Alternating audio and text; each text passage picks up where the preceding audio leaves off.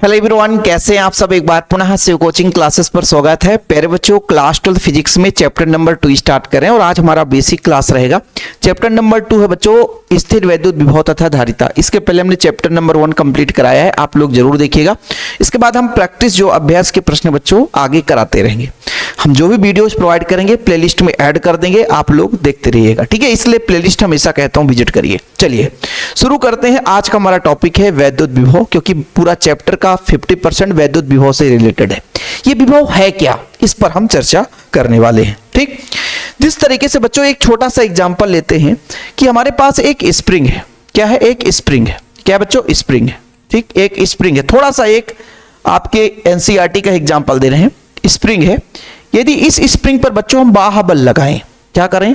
बाह्य बल लगाएं, तो जब बल लगाएंगे, बल लगाने से इस पर कार्य होगा। सही है कि नहीं? कार्य होगा बच्चों, कार्य होगा कि नहीं होगा। और इस स्प्रिंग की स्थिति कैसी हो जाएगी? कुछ इस तरीके से हो जाएगी, पास पास आ जाएगा, ठीक। अब ये कार्य बच्चों किस ऊर्जा में संचित होता है? बच्चों बताओ, 11th क्लास के फिजिक्स में आप लोगों ने पढ़ा है। तो ये जो कार्य होता है प्यारे बच्चों, इसमें स्थितिज ऊर्जा के रूप में संचित हो जाती है। किस रूप में? स्थितिज ऊर्जा के रूप में। स्थितिज ऊर्जा के रूप में संचित होती है, ठीक है। किसी वस्तु के स्थिति विशेष के कारण जो ऊर्जा निहित होती है उसे हम स्थितिज ऊर्जा कहते हैं। तो हमने कहा कि स्प्रिंग था, स्प्रिंग पर हमने फोर्स लगाया तो कार्य हुआ कुछ ना कुछ। देखो भाई, बल लगाएंगे तो कार्य होगा। जब हमने बल लगाया तो कार्य हुआ, वो कार्य स्थितिज ऊर्जा के रूप में संचित हो गई। अच्छा, यदि बल को हटा दें, F को हटाने पर, यानी बल को हटा दें, हटाएंगे तो क्या होगा बच्चों? हटाएंगे तो क्या होगा? फिर से अपने मूल स्थिति में आएगा और स्प्रिंग की दशा कुछ ऐसी हो जाएगी फिर से, ठीक। ऐसा क्यों हो गया? स्प्रिंग की दशा बड़ी हो गई। स्प्रिंग क्यों? क्योंकि इस बार जो ऊर्जा स्थितिज ऊर्जा था बच्चों, ये कन्वर्ट हो गया गतिज ऊर्जा में। किसमें? गतिज ऊर्जा में। समझ में आ गया बच्चा? समझ में आ गया। मतलब यदि मैं बात करूं कि किसी स्प्रिंग पर मैंने बल लगाया तो स्थितिज ऊर्जा और गतिज ऊर्जा का टोटल जो योग है वो नियत रहता है ना, एक दूसरे को संतुलित कर रहा होता। ऊर्जा कभी लास्ट में ऊर्जा संरक्षण का नियम पढ़ा ना आपने। ऊर्जा ना तो कभी नष्ट होता है ना तो उत्पन्न होता है, केवल उसे हम एक अवस्था से दूसरे अवस्था में बदल सकते हैं, एक रूप से दूसरे रूप में बदल सकते हैं। इसलिए कहा जाता है कि भाई यदि हम किसी स्प्रिंग पर बाह्य बल लगाते हैं तो उसकी स्थितिज ऊर्जा और गतिज ऊर्जा का योग हमेशा नियत रहता है, फिक्स रहता है, बदलता नहीं है। अच्छा सर, ऐसे ही अवधारणा हमारे आवेशों पर लागू होता है। अभी हम आप लोगों को पिछले चैप्टर में पूरा का पूरा क्या पढ़ा रहे थे? आवेश के बारे में ही तो चर्चा कर रहे थे। कैसे सर? देखो बच्चों, हमारे पास कोई आवेश है, जैसे हम कहते हैं हमारे पास एक प्लस क्यू आवेश है। इस प्लस क्यू आवेश के कारण हम जानते हैं कि विद्युत क्षेत्र है। यह विद्युत क्षेत्र बच्चों E कहलाता है। सबको क्लियर? विद्युत क्षेत्र प्लस क्यू आवेश है तो विद्युत क्षेत्र बाहर की ओर होगा। अब इस विद्युत क्षेत्र में कोई मान लीजिए आवेश गति कर रहा है। एक बिंदु हमारे पास P है और एक बिंदु यहां पर हमारे पास R है, या A, अब भी कुछ भी दे सकते हो। तो प्यारे बच्चों, इस पर जो बल है एक प्रकार से इस प्लस क्यू आवेश कारण, इस बल जो हम बात करते हैं एफ ई की बात करते हैं, वो कहां की ओर लगेगा बच्चों? एफ ई जो है वो बाहर की ओर लग रहा है। एफ ई का मतलब होता है जो इलेक्ट्रिक फील्ड के कारण जो फोर्स लग रहा है ना, ये जो बल लगा रहा है, तो ये एफ ई रिप्रेजेंट कहां की ओर लग रहा है? बाहर की ओर, ठीक है। जैसे इसमें बच्चों स्प्रिंग पे भी बाहर की ओर, स्प्रिंग बाहर की ओर झटकता है। अपने से देख लो, स्प्रिंग दबाओगे कि बाहर की ओर फेंक देगा, तो बाहर की ओर फोर्स लगा था। अब हम यदि कोई आवेश है, कोई आवेश हम परीक्षण आवेश Q0 लेते हैं और इस आवेश को P से R तक लाना चाहते हैं, तो हमें बाह्य बल लगाना पड़ेगा।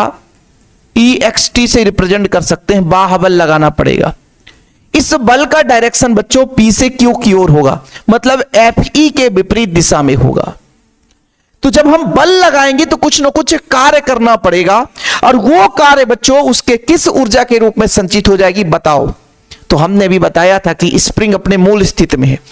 स्प्रिंग के विपरीत दिशा में हमने बल लगाया है, तो बल लगाया तो उस पर कार्य हुआ और वो कार्य बच्चों स्थितिज ऊर्जा के रूप में संचित हो जाती है। तो हम ये कह सकते हैं, क्या कह सकते हैं कि प्यारे बच्चों, हम आवेश को विद्युत क्षेत्र के विपरीत दिशा में ले जा रहे हैं, तो हम बाह्य बल लगाते हैं तो बाह्य बल द्वारा कार्य किया जाता है और यह कार्य उसके स्थितिज ऊर्जा के रूप में संचित हो जाती है। बिल्कुल कॉन्सेप्ट क्लियर हुआ, एक दूसरे से रिलेट करके समझा रहा हूं। स्प्रिंग आपके दैनिक जीवन में बहुत बार आया होगा, साइकिल का उठाकर देख लेना, या कि आप लोग 5-10 रुपए में ऐसे कुछ पेन आते हैं जो अंगूठे से दबाने से ऊपर नीचे होता है, उस पे स्प्रिंग निकाल के देख लेना। स्प्रिंग का कॉन्सेप्ट यहां पे लागू कर रहा हूं, और यदि प्यारे बच्चों बाह्य बल हटा दूं तो ये जो आवेश बल लगाता है उस बल के कारण ये आवेश जो परीक्षण आवेश है वो बाहर फिर चला जाएगा, क्योंकि वो जो स्थितिज ऊर्जा थी उसमें वो गतिज ऊर्जा के रूप में परिणित हो जाता है, बदल जाता है।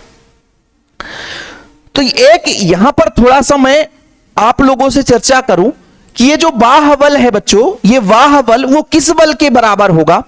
ये बाह्य बल जो है, यदि मैं बात करूं Fext, वो बराबर होगा बच्चों Fe के, विद्युत बल जो है उसके बराबर होगा, लेकिन विपरीत होगा। विपरीत क्यों होगा? क्योंकि एक दूसरे के विपरीत हैं, इसलिए माइनस चिन्ह लगा दिया हमने। ये पहला आप लोगों को पॉइंट क्लियर हुआ। यदि एनसीईआरटी में ये पॉइंट आपको दिख जाए तो समझ जाना कि हमारे पास एक आवेश है, आवेश के कारण विद्युत क्षेत्र जनरेट हुआ, उसके विपरीत दिशा में हम कोई परीक्षण आवेश ले जा रहे हैं तो बाह्य बल लगा रहे हैं, तो बाह्य बल हमें बच्चों उतना ही बल लगाना पड़ेगा जितना वो विद्युत क्षेत्र, उससे अधिक ही लगाना पड़ेगा, तभी आवेश जा पाएगा। तो आवेश में हम जो बाह्य बल लगा रहे हैं वो विद्युत जो बल है बच्चों, विद्युत बल है, उसके ही बराबर है, किंतु दिशा एक दूसरे के अपोजिट है, इसलिए माइनस चिन्ह लगाया गया है। एनसीईआरटी में ऐसे छोटे छोटे पॉइंट दिए रहते हैं, फिर आप लोगों को परेशानी का सबब बन जाता है कि सर ये कहां से आ गया, हमको तो समझ में आया नहीं। ठीक है, क्लियर, समझ में आया बच्चा? चलो अब मैं आपसे कह दूं कि भाई जब हमने किसी आवेश पर बल लगाया तो उसमें कार्य हुआ, क्योंकि बच्चों बल लगाएंगे तो कार्य होगा और कार्य ही उसके ऊर्जा के रूप में संचित हो जाएगी। तो मैं यदि आपसे कह दूं कि आवेश को यानी Q0 आवेश को P से R तक लाने में कितना किया गया कार्य होगा, बताओ बच्चों। तो आवेश जो हमने आवेश लिया Q0, क्या लिया Q0 को कहां से बिंदु P से, बिंदु P से R तक, कहां तक बच्चों? R तक लाने में किया गया कार्य, किया गया कार्य, बताओ बच्चों कितना होगा। तो आप लोग कहोगे सर ये जो किया गया कार्य है, कार्य को हम W से रिप्रेजेंट कर रहे हैं, कहां से ला रहे हैं? P से, कहां तक ला रहे हैं? R। कार्य बराबर क्या होता है? बल। किस बल के द्वारा? बाह्य बल। विस्थापन कितना है? मान लीजिए dr दूरी, अल्प दूरी कुछ भी हो सकता है। ये बच्चों आपका हो गया। क्योंकि हमने एक चीज बताया कि ये जो बाह्य बल है उसके वैद्युत बल के ही बराबर लेकिन विपरीत दिशा में है, तो इसको मैं ऐसा भी तो कर सकता हूं कि P से R तक ले जा रहा हूं, यदि माइनस चिन्ह लगा दूं तो Fe हो जाएगा बच्चों इंटू dr। तो इसमें कोई रोक टोक नहीं है, इतना मैं कर सकता हूं, इसमें कोई रोक टोक नहीं है बबुआ। तो P से R तक ले जाने में किया गया कार्य। अब यही कार्य प्यारे बच्चों, यही कार्य उस आवेश पर किस ऊर्जा के रूप में संचित हो जाती है? तो उस आवेश पर बच्चों स्थितिज ऊर्जा के रूप में संचित हो जाती है। किस रूप में? स्थितिज ऊर्जा के रूप में। यही स्थितिज ऊर्जा परिभाषित होता है, फिर आप लोगों को परेशान हो जाना पड़ता है कि सर क्या। देखो एनसीईआरटी में बहुत लंबा चौड़ा कहानी लिखा हुआ है, लेकिन आपको समझना है, ये सारा चीज आप मत लिखो, बस मैं समझाने के लिए बात कर रहा हूं कि किस तरीके से आप लोगों को परिभाषित करना होता है। ठीक है, चलो देखो, मैं यदि आपसे कह दूं, ठीक है, यदि मैं आपसे कह दूं बच्चों कि जब आवेश यदि मैं आपसे कह दूं कि जब आवेश बिंदु कहां पे है? P पर है, बिंदु P पर है, तो उसकी स्थितिज ऊर्जा कितनी होगी? उसकी स्थितिज ऊर्जा कितनी होगी प्यारे बच्चों, बताओ कितनी होगी, कितनी होगी। U स्थितिज ऊर्जा के U से दर्शाते हैं, P कर सकते हैं, बिल्कुल ये तो कर सकते हैं ना। जब आवेश कहां पे रही हो बच्चों, कहां पर रही होगी, P पर। लेकिन वहीं पे जब आवेश P के जगह कहां पर पहुंच गया हो, R पर, तब बच्चों उसकी ऊर्जा, स्थितिज ऊर्जा UR हो जाएगी। कुछ समझ में आया, कुछ समझ में आया बाबू कि नहीं आया? आया होगा भाई। जब आवेश कहां पे रहा होगा, P पर, तो उसकी कुछ ना कुछ ऊर्जा रही होगी। बिंदु P पर आवेश परीक्षण आवेश Q0 है भाई। हमने परीक्षण, जब आवेश बिंदु P पर है, यानी आवेश, यानी हम यहां पर Q0 लिख देते हैं, नहीं तो परेशान हो जाओ। परीक्षण आवेश की बात नहीं करो, अलग से आवेश। तो दोनों की स्थितिज ऊर्जा, अच्छा ध्यान देना, जैसे जैसे हमने परीक्षण आवेश को Q के पास ले गया तो उसकी ऊर्जा में लगातार वृद्धि हुई होगी, बिल्कुल हुई होगी। क्यों? क्योंकि आवेश के पास ज्यादा बल रहा होगा, जहां पे ज्यादा बल वहां पर ज्यादा कार्य करना पड़ता बच्चों। किसी के नजदीक हम ला रहे हैं, नजदीक में और ज्यादा बल लग रहा, क्योंकि आवेश जितना, आप आवेश से जितना दूर चले जाओगे इसका प्रभाव उतना कमजोर हो जाएगा। लेकिन ये R है आवेश के पास, प्लस Q आवेश के पास में है, तो यहां पर ये जो विद्युत बल है प्लस Q आवेश के कारण जो बल लगता है वो प्रभाव ज्यादा है, इसलिए बाहर से भी बाह्य ज्यादा लगेगा तो कार्य भी ज्यादा होगी, और ये कार्य तो ही स्थितिज ऊर्जा के रूप में संचित हो जाती है। तो कहने का मतलब बच्चों, बिंदु P पर, P की अपेक्षा R पर जो है ना, स्थितिज ऊर्जा ज्यादा हो गई होगी कि नहीं। यानी मैं यदि आपसे कह दूं एक शाब्दिक रूप से कि भाई आवेश को P से यदि R तक ला रहे हैं तो उसमें कुछ ना कुछ ऊर्जा में वृद्धि हुई होगी, है ना। आवेश को किसको बच्चों, आवेश को कहां से कहां तक, आवेश हम ले रहे हैं Q0, आवेश Q0 को कहां से, बिंदु P से R तक लाने में उसके स्थितिज ऊर्जा में वृद्धि, उसके स्थितिज ऊर्जा में वृद्धि कितना होगा बच्चा बताओ, डेल्टा U। तो मैं ये कहूंगा कि अधिक वाले में से कम वाले को घटा दूं, अधिक वाले में से कम वाले को घटा दूं, क्योंकि भाई देखो P पर ऊर्जा रही होगी स्थितिज ऊर्जा, यहां से यहां तक हम लाए बच्चों, तो R तक लाए, तो भाई जो कार्य करना पड़ा वही उसकी स्थितिज ऊर्जा हो गई, तो स्थितिज ऊर्जा में वृद्धि हो गई, तो भाई वृद्धि हुई वो डिफरेंस के बराबर होगा, UR माइनस UP। अब ये U से ही तो रिप्रेजेंट करते हैं स्थितिज ऊर्जा को, U से ही रिप्रेजेंट करते हैं बच्चों, U से ही रिप्रेजेंट करते हैं। यानी एक पॉइंट नजर आया यहां पर, आप लोग थोड़ा सा नोट कर लेना कि भाई आवेश को हम यदि P से कहां तक ला रहे हैं, R तक ला रहे हैं, ठीक है, तो उसके स्थितिज ऊर्जा में जो वृद्धि हुई होगी, डेल्टा U स्थितिज ऊर्जा में जो वृद्धि हुई होगी वो किसके बराबर है, वो बिंदु P और R के स्थितिज ऊर्जा यानी आवेश के स्थितिज ऊर्जा के डिफरेंस के बराबर या अंतर के बराबर है। दो बिंदुओं के बीच स्थितिज ऊर्जा है ना, वो किसके बराबर है बच्चों, वो दोनों के डिफरेंस के बराबर है। अच्छा एक चीज और है कि ये जो है बच्चों, केवल ये जो स्थितिज ऊर्जा डेल्टा U किस पर डिपेंड करा, बिंदु P पर डिपेंड करा और R पर डिपेंड करा, यानी दो जगह का डिफरेंस निकाल दें तो हमें पता चल जाता है कि स्थितिज ऊर्जा में कितनी वृद्धि हुई है। तो यदि मैं इसको कह दूं कि ये जो स्थितिज ऊर्जा एक संरक्षी बल है, क्योंकि पथ पर निर्भर नहीं करता, केवल प्रारंभिक और अंतिम बिंदु कहां से ले जा रहे हैं, कहां तक ले जा रहे हैं, P से ला रहे हैं R तक ले जा रहे हैं, तो केवल P और R पर निर्भर करता है, इसलिए एक प्रकार से ये संरक्षी बल है। इसमें जो बल लग रहा होता है एक संरक्षी बल है, संरक्षी बल का उदाहरण है।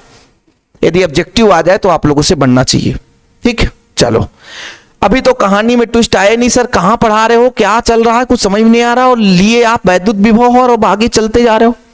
देखा भाई बाबू, समझ में आएगा, चिंता नहीं करो, बहुत सरल है यार।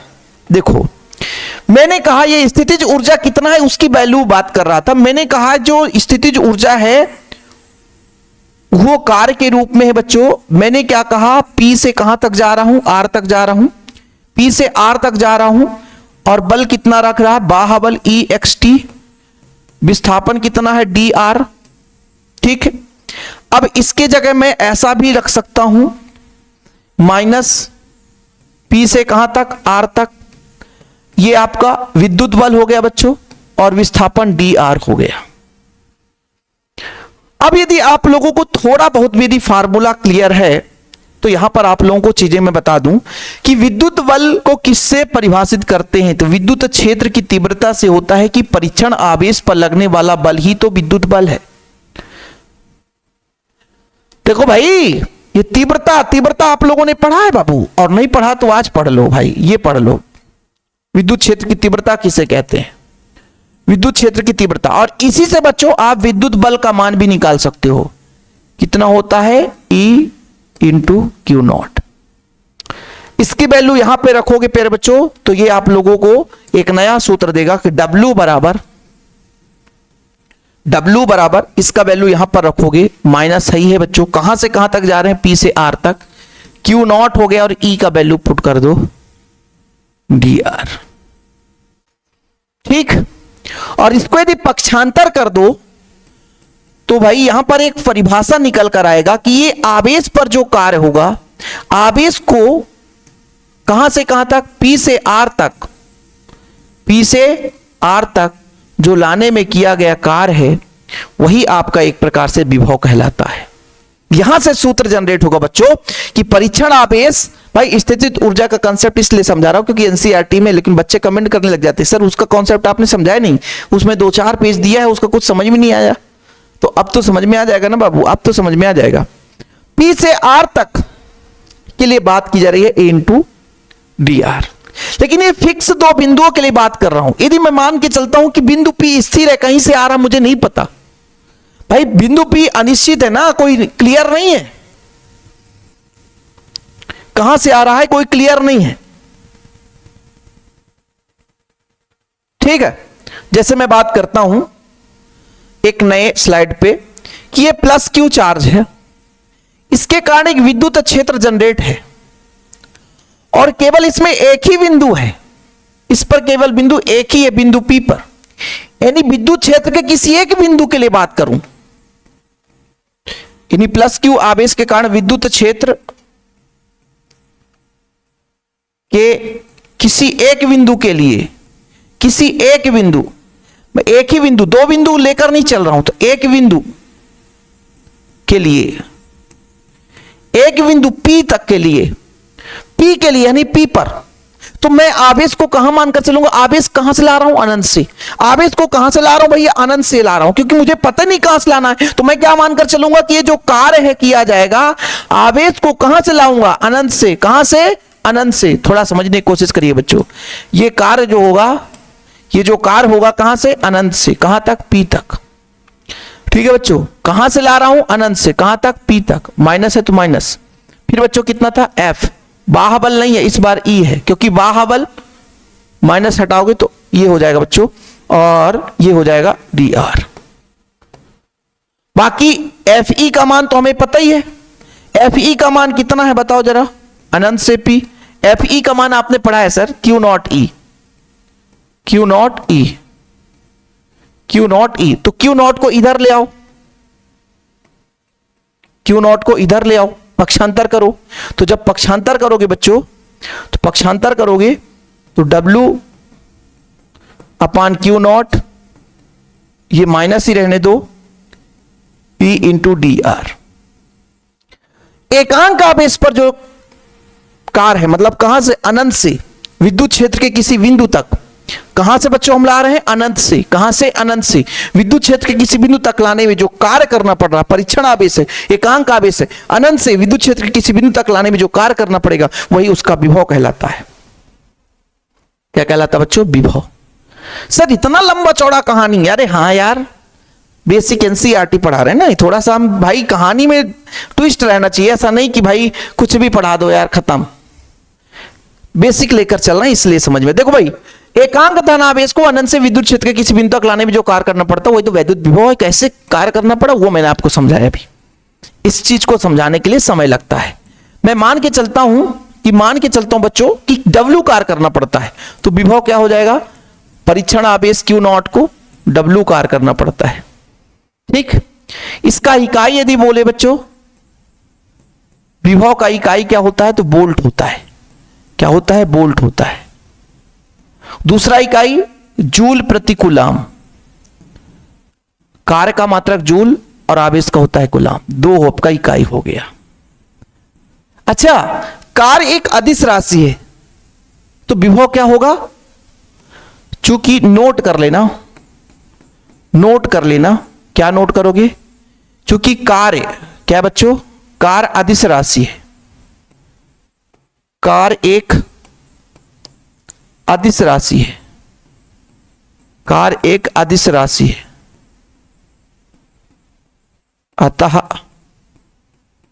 अतः जो विभव होगा, विभव जो होगा अदिश राशि।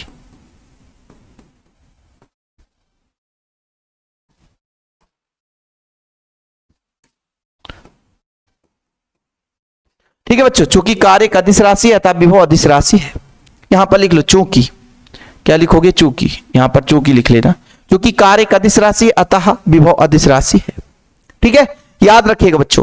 इसका आप लोग विमीय सूत्र निकाल सकते हो। सर विमीय सूत्र कैसे निकलता है, देखो बच्चों, विमीय सूत्र के लिए क्या करना पड़ेगा, विमीय सूत्र के लिए बड़ा आसान है।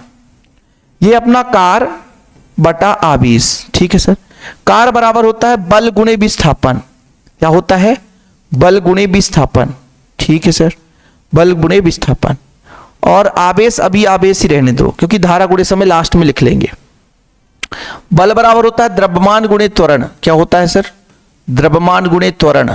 क्या होता है, द्रव्यमान गुणे त्वरण। और विस्थापन तो विस्थापन रहने दो, विस्थापन।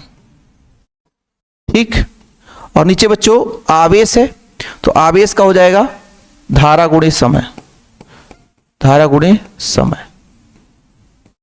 अच्छा, द्रव्यमान का द्रव्यमान ही रहेगा, थोड़ा देखना आगे आप बात करते हैं। द्रव्यमान का द्रव्यमान ही रहता है, लेकिन त्वरण का क्या होता है सर, वेग बटे समय।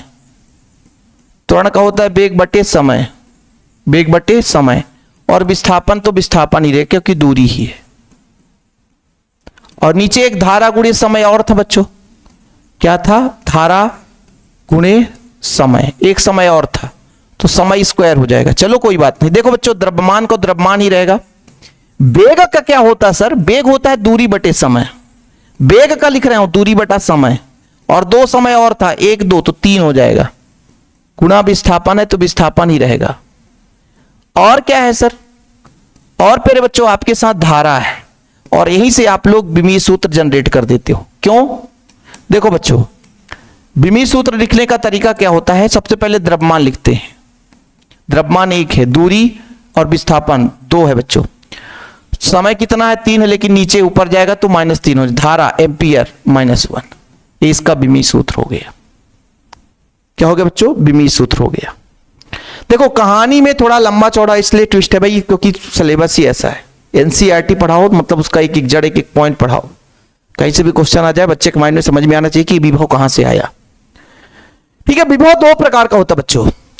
विभव एक होता है धनात्मक विभव, एक ऋणात्मक विभव। अच्छा, यहीं पे मैं थोड़ा सा चर्चा कर लेता हूं। जैसे मान लीजिए प्लस क्यू है, विद्युत क्षेत्र कहां की ओर, बाहर की ओर, और हम इधर बल लगा रहे हैं, बाह्य बल, क्योंकि उसके विपरीत दिशा में ला रहे हैं। तो ये जो बल है बच्चों, विद्युत बल के विपरीत दिशा में लग रहा है, यानी कार्य करना पड़ रहा है उसके विपरीत, तो ये धनात्मक हो गया। लेकिन वहीं पे एक ऐसा आवेश होता, ऋण आवेश होता। अब बताओ, इस पर जो विद्युत क्षेत्र का डायरेक्शन है किधर होता, विद्युत क्षेत्र का डायरेक्शन इधर होता। और हमें बच्चों, हमें कार्य करना भी है उसी दिशा में, यानी बाह्य बल भी हम उसी दिशा में लगाएं, तो इस तरीके से बच्चों ये ऋणात्मक विभव हो जाता है। देखो क्या है कि जब एकांक धनावेश को अनंत से विद्युत क्षेत्र के किसी बिंदु तक वैद्युत बल के विरुद्ध कार्य करना पड़ता है, क्योंकि वैद्युत बल Fe का मान इधर है बाहर की ओर, और उसके विपरीत में हम कार्य कर रहे हैं, तो आपका उस बिंदु पर धनात्मक विभव होता है। लेकिन वहीं पे जब ऋणात्मक है बच्चों, तो ऋणात्मक पर हमने आपको पढ़ाया चैप्टर नंबर 1 में कि यदि माइनस क्यू आवेश है तो माइनस क्यू आवेश पर विद्युत क्षेत्र रेखाएं समाप्त होती है, अनंत से चलती है, माइनस क्यू पर समाप्त होती है। तो विद्युत क्षेत्र रेखाएं माइनस क्यू पर समाप्त हो रही है। जब माइनस क्यू पर समाप्त हो रही है तो बल हम लगा रहे हैं उसी दिशा में जिस दिशा पे वो विद्युत क्षेत्र यानी विद्युत बल भी उधर है और बाह्य बल भी उधर उसी दिशा में कार्य हो रहा है। तो मतलब यहां पर ऋणात्मक विभव हो जाता है। तो विभव का कॉन्सेप्ट बच्चों यहां पे क्लियर होता हुआ, लेकिन वहीं पे अब समझना, अब बात आता है बच्चों विभवांतर की। देखो विभवांतर सेम टू सेम है, बस डिफरेंस ये है कि प्लस क्यू है। हमने कहा इस पे दो बिंदु हैं, क्या, एक बिंदु हमारे पास ए है और एक बिंदु हमारे पास बी है। हमने कहा कि भाई आवेश को बी तक लाया, आवेश को ए तक लाया, तो यहां पर भाई विभवांतर विभव जो होगा कितना होगा वीबी कितना हुआ बच्चों, वीबी, और इस पे जो विभवांतर विभव हुआ होगा वीए। दो बिंदु है विद्युत क्षेत्र के, कोई भी दो बिंदु हैं,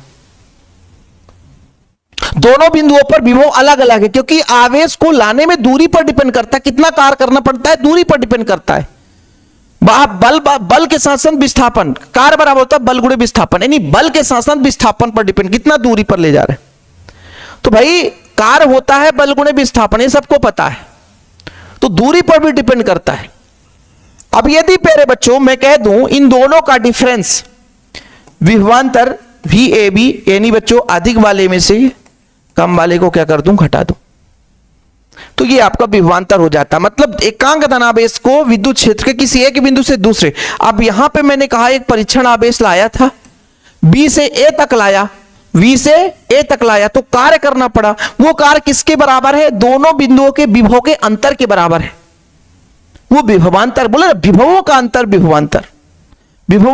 विभवांतर। तो बच्चों B से A तक लाया तो विभव दोनों में डिफरेंस है, तो दोनों के विभव का अंतर ही विभवांतर कहलाया। यानी एकांक धनावेश को विद्युत क्षेत्र के ही किसी एक बिंदु से दूसरे बिंदु तक ले जाने में जो कार्य करना पड़ता है वो विभवांतर कहलाता है। बाकी विमीय सूत्र यही है भाई, विमीय सूत्र यही है, विभव और विभवांतर दोनों का विमीय सूत्र यही है। एक बार क्लियर कर लेता हूं, नहीं तो फिर बाद में भैया आप बहुत कुछ कर दोगे, है ना, कमेंट करके शिव सर की बाट लगा दोगे आप लोग, ठीक है बाबू। चलो अब यहां पर एक और परिभाषा आखिरी समय में मैं आपसे कह दूं कि 1 वोल्ट की परिभाषा लिख दो आप। आज के इस लेक्चर में 1 वोल्ट की परिभाषा, 1 वोल्ट की परिभाषा, 1 वोल्ट की परिभाषा आखिरी टाइम पे। 1 वोल्ट की परिभाषा कैसे दोगे बच्चों, चूंकि मैंने विभव को बताया कि आवेश है, लाने में कार्य करना पड़ता है, वही आपका विभव है। यदि प्यारे बच्चों 1 कूलाम आवेश को अनंत से विद्युत क्षेत्र के किसी बिंदु तक लाने में 1 जूल कार्य करना पड़े, तो जो विभव है बच्चों वो 1 वोल्ट हो जाता है। ठीक, मैंने क्या बोला, ये प्लस क्यू है, आवेश को मैं कहां से ला रहा हूं, अनंत से ला रहा हूं, विद्युत क्षेत्र के किसी बिंदु तक ला रहा हूं बच्चों, किसी बिंदु तक ला रहा हूं, P तक ला रहा हूं। तो आवेश को 1 कूलाम आवेश को कहां से, अनंत से विद्युत क्षेत्र के किसी बिंदु तक लाने में यदि 1 जूल कार्य करना पड़े, कितना जूल बच्चों, 1 जूल कार्य करना पड़े, तो विभव जो होता है वो 1 वोल्ट के बराबर होता है। ये तो विभव की परिभाषा हो गई। सर विभवांतर क्या होगा, विभवांतर बस इतना डिफरेंस है कि विद्युत क्षेत्र के किसी एक बिंदु से 1 कूलाम आवेश को, विद्युत क्षेत्र में 1 कूलाम आवेश को किसी एक बिंदु से दूसरे बिंदु तक ले जाने में यदि 1 जूल कार्य करना पड़े, 1 जूल कार्य हो बच्चों, W कितना हो, 1 जूल हो, तब वहां पर विभवांतर 1 वोल्ट होता है। इसको आप लोग परिभाषा लिख लेना, 1 वोल्ट की परिभाषा। बाकी नोट्स वगैरह में सब कुछ लिखा रहता है, जिन बच्चों ने नोट्स नहीं लिया तो अच्छी बात है, और ले लिया तो भी अच्छी बात है। तो यदि मैं आपसे कह दूं कि यदि 1 कूलाम धन आवेश को अनंत से विद्युत क्षेत्र के किसी बिंदु तक लाने में 1 जूल कार्य करना पड़े, तो उस बिंदु पर विभव जो होता है 1 वोल्ट होता है, कोई दिक्कत है ही नहीं है। मैंने क्या कहा कि एक कूलाम आवेश को अनंत से विद्युत क्षेत्र के किसी बिंदु तक लाने में किया गया कार्य 1 जूल हो या 1 जूल कार्य करना पड़े बच्चों, तो फिर आप कह सकते हो कि उस बिंदु पर भी विभव है वो 1 वोल्ट के बराबर है। क्लियर? इसके बाद अपना अगला टॉपिक क्या रहेगा सर? नेक्स्ट लेक्चर में हम बात करेंगे, क्या करने वाले हैं सर? विभव के प्रकार हमने कर ली, बिंदु आवेश के कारण किसी बिंदु पर विभव। देखो भाई, एक टॉपिक को हम एक ही लेक्चर में करेंगे, अभी हमारे पास बहुत समय है, बस आप लोग थोड़ा थोड़ा करके तैयार करते चलो। हम आपके लिए बेहतर से कंटेंट जितना भी हो सकता है बेहतर से बेहतर लाने की कोशिश करेंगे। प्यार सपोर्ट बनाए रखें, प्यार भरा कमेंट आप लोगों का बच्चों आता है तो हमें भी मजा आता है, दिल गार्डन गार्डन हो जाता है, क्योंकि भाई एक टीचर बच्चों के ही सपोर्ट से बना है। यदि बच्चे सपोर्ट ना करें तो टीचर पढ़ाना छोड़ देगा। बाकी आप निश्चिंत रहें, कोर्स आपका समय पे समाप्त हो जाएगा, बेहतर तैयारी हम करा देंगे, है ना। आपको किसी भी टॉपिक पर ऐसा नहीं रहेगा सर हमने ये टॉपिक अच्छे से नहीं पढ़ा है। ठीक है, फिलहाल अभी के लिए इतना ही। जय हिंद, वंदे मातरम।